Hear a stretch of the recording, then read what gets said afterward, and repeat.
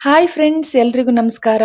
ಈ ಶಿವನ್ ಸ್ಟ್ಯಾಚು ನೋಡಿದ ತಕ್ಷಣನೇ ನಿಮ್ಗೆ ಗೊತ್ತಾಗುತ್ತೆ ನಾನಿವತ್ತು ಯಾವ ದೇವಸ್ಥಾನದ ಬಗ್ಗೆ ಹೇಳಲಿಕ್ಕೆ ಹೊರಟಿದ್ದೇನೆ ಅಂತ. ಹೌದು, ನಾನಿವತ್ತು ಹೇಳಲಿಕ್ಕೆ ಹೊರಟಿರೋದು ಶ್ರೀ ಕ್ಷೇತ್ರ ಧರ್ಮಸ್ಥಳದ ಬಗ್ಗೆ. 7 ಗಂಟೆ ಹಾಗೆ ನಾವು ಬೆಂಗಳೂರಿಂದ ನೈಟ್ ಹೊರಟ್ವಿ ಬಸ್ಸಿಗೆ.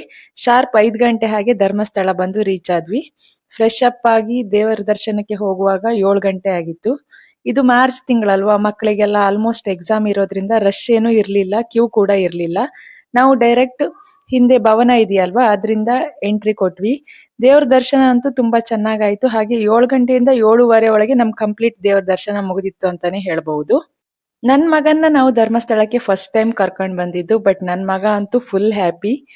ಒಂದು ದಿನ ನೀವೇನಾದ್ರೂ ಧರ್ಮಸ್ಥಳದಲ್ಲೇ ಕಳಿಬೇಕು ಅಂತ ಆಲೋಚನೆ ಮಾಡಿದ್ರೆ ಇಲ್ಲಿ ಅಂತೂ ಆರಾಮಾಗಿ ಕಳಿಬಹುದು ಅಂತಾನೆ ಹೇಳ್ಬಹುದು. ಯಾಕಂದ್ರೆ ಮಂಜುಷಾ ವಸ್ತು ಸಂಗ್ರಹಾಲಯ ಇದೆ, ಹಾಗೆ ಕಾರ್ ಮ್ಯೂಸಿಯಂ ಇದೆ, ಹಾಗೇನೆ ಡಿಫ್ರೆಂಟ್ ಆಗಿರುವಂತ ರಥಗಳಿದೆ. ಎಲ್ಲದನ್ನು ನೋಡಿ ಕೂಡ ನೀವು ಒಂದ್ ದಿನ ಆರಾಮಾಗಿ ಧರ್ಮಸ್ಥಳದಲ್ಲೇ ಕಳಿಬಹುದು. ಧರ್ಮಸ್ಥಳದಲ್ಲಿ ನಾವು ಆಲ್ರೆಡಿ ಮೊದಲೇ ಬಾಹುಬಲಿ ಬೆಟ್ಟ ಎಲ್ಲ ನೋಡಿದ್ವಿ. ಹಾಗೇನೆ ನಾವು ಸುಬ್ರಹ್ಮಣ್ಯಕ್ಕೆ ಸ್ವಲ್ಪ ಬೇಗನೆ ಹೋಗ್ಬೇಕಿತ್ತು. ಆದ್ರಿಂದ ನಾವು ನೆಕ್ಸ್ಟ್ ಹೊರಟಿದ್ದು ಸೂರ್ಯ ಅನ್ನೋ ಊರಲ್ಲಿರುವಂತಹ ಶಿವನ ದೇವಸ್ಥಾನಕ್ಕೆ, ಸದಾಶಿವ ರುದ್ರ ದೇವಸ್ಥಾನಕ್ಕೆ ಅಂತಾನೆ ಹೇಳ್ಬಹುದು. ಈ ದೇವಸ್ಥಾನಕ್ಕೆ ನಮ್ಮಮ್ಮ ಲಾಸ್ಟ್ ಟೈಮ್ ಬಂದಾಗ ಒಂದು ಹರಕೆ ಮಾಡ್ಕೊಂಡಿದ್ರಂತೆ. ಇಲ್ಲಿ ಹರಕೆ ಅಂದ್ರೆ ದುಡ್ಡು ಕೊಡ್ಬೇಕು, ಚಿನ್ನದ್ ಕೊಡ್ಬೇಕು, ಬೆಳ್ಳಿದ್ ಕೊಡ್ಬೇಕು, ಆ ತರ ಅಲ್ಲ ಹರಕೆ.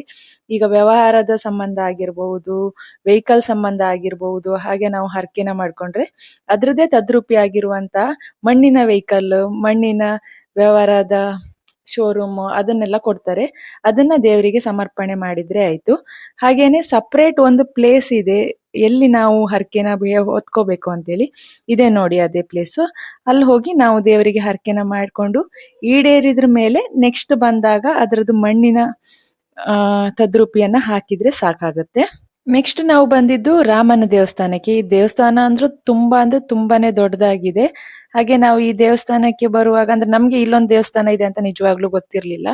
ಬಟ್ ನಾವು ಧರ್ಮಸ್ಥಳದಿಂದ ಹೊರಡುವಾಗ ಅಲ್ಲಿ ಗಾಡಿಯಲ್ಲಿ ವಿಚಾರಿಸಿದಾಗ ಅವ್ರು ಹೇಳಿದ್ರು 2 ಕಡೆ ನಾವು ಕರ್ಕೊಂಡು ಹೋಗಿ ಬರ್ತೀವಿ, ಒಬ್ರಿಗೆ 100 ರೂಪೀಸ್ ಚಾರ್ಜ್ ಆಗತ್ತೆ ಅಂತ.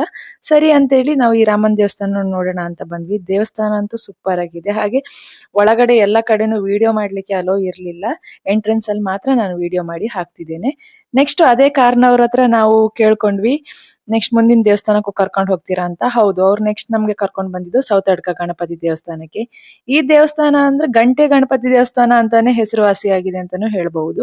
ಇಲ್ಲಿ ಏನಂದ್ರೆ ನಾವೇನಾದ್ರೂ ಬೇಡ್ಕೊಂಡು ಗಂಟೆ ಕಟ್ತೀವಿ ಅಂತ ಹೇಳ್ಕೊಂಡ್ರೆ ಅದು ಈಡೇರಿ ಆದ್ಮೇಲೆ ನಾವು ಬಂದು ಗಂಟೆನ ಪರ್ಚೇಸ್ ಮಾಡಿ ಅಲ್ಲಿ ಕಟ್ಬೇಕಾಗುತ್ತೆ. ನಮ್ದು ಕೂಡ ಒಂದ್ ಹರಕೆ ಇತ್ತು, ನಾವು ಕೂಡ ಒಂದ್ ಗಂಟೆನ ತಗೊಂಡು ಅಲ್ಲಿ ಕಟ್ಟಿದ್ವಿ. ಹಾಗೇನೆ ಅಲ್ಲಿ ಗಣ ಹೋಮ ಎಲ್ಲ ಆಗಿತ್ತು. ನಾವು ಹೋಗೋದ್ರೊಳಗೆ ಗಣ ಹೋಮ ಎಲ್ಲ ಮುಗ್ದಿತ್ತು. ನಾವು ಹೋಗುವಾಗ್ಲೇ 1 o'clock ಹಾಗೆ ಆಗಿತ್ತು. ಸರಿ ಅಂತ ಹೇಳಿ ನಮ್ಗೆ ಲಾಸ್ಟ್ಗೆ ಮಹಾಮಂಗಳಾರತಿ ಸಿಕ್ತು. ನಾವು ಗಣೇಶನ ಆಶೀರ್ವಾದ ತಗೊಂಡು ಅಲ್ಲೇ ಊಟದ ವ್ಯವಸ್ಥೆ ಕೂಡ ಇತ್ತು. ಬಟ್ ನಾವು ಅಲ್ಲಿ ಊಟ ಮಾಡಿಲ್ಲ, ಯಾಕಂದ್ರೆ ನಾವು ಗಾಡಿ ಮಾಡ್ಕೊಂಡು ಹೋಗಿರೋದ್ರಿಂದ ಅವರು ನಮ್ಗೆ ಸುಬ್ರಹ್ಮಣ್ಯ ಬಿಟ್ಟು ರಿಟರ್ನ್ ಬರ್ಬೇಕಾಗುತ್ತೆ, ನಮ್ಗೆ ಬಾಡಿಗೆ ಇದೆ ಅಂತ ಹೇಳಿದ್ರು. ಸರಿ, ನಾವು ಸುಬ್ರಹ್ಮಣ್ಯ ಹೋಗಿ ಊಟ ಮಾಡಿದ್ರೆ ಆಯ್ತು ಅಂತೇಳಿ ಸೌತಡ್ಕ ಗಣಪತಿಯ ಆಶೀರ್ವಾದ ತಗೊಂಡು ನಾವು ಸುಬ್ರಹ್ಮಣ್ಯ ಕಡೆ ಹೊರಟ್ವಿ. ಎಲ್ಲಾ ದೇವಸ್ಥಾನದಲ್ಲೂ ಸಿಕ್ಕಾಪಟ್ಟೆ ಬಿಸಿಲಿತ್ತು. ಅದು ಈ ಸೌತಡ್ಕ ಗಣಪತಿ ಅಂತೂ ಓಪನ್ ಪ್ಲೇಸ್ ಅಲ್ಲಿ ಇರೋದ್ರಿಂದ ಇಲ್ಲಿ ಬಿಸಿಲು ಸ್ವಲ್ಪ ಜಾಸ್ತಿನೇ ಇತ್ತು ಅಂತ ಹೇಳ್ಬಹುದು.